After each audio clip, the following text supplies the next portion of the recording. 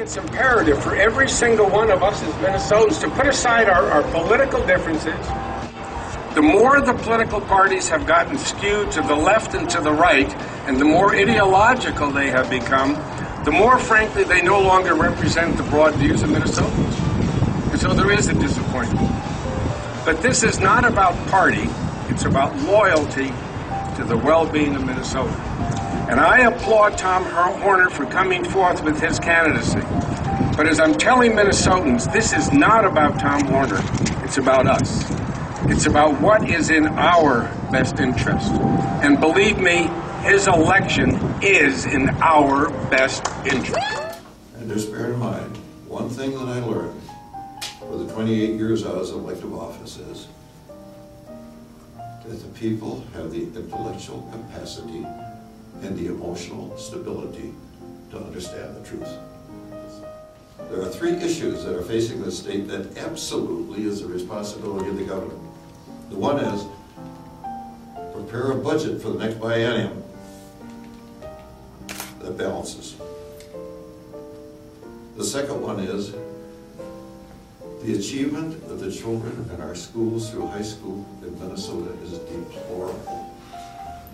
Public education is a responsibility of the state. The governor is the head of the state. And the third one is our infrastructure, especially highways, are in a state of disrepair. A governor must be a person who can look into the future and make tough decisions. Now, as I look at the candidates for governor, I look at their solutions, and I come down on the side of Tom Horner.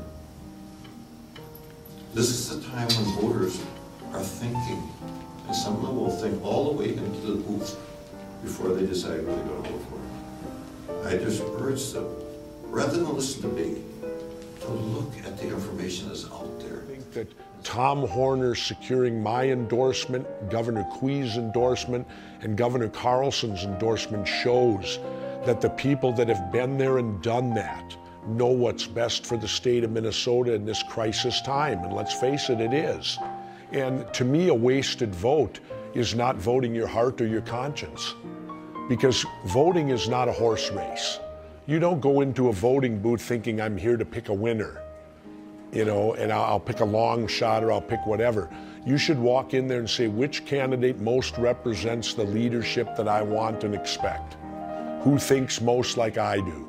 And vote for that candidate. If that candidate comes in fifth, it doesn't matter. You voted your heart and you voted your conscience. You did your civic duty.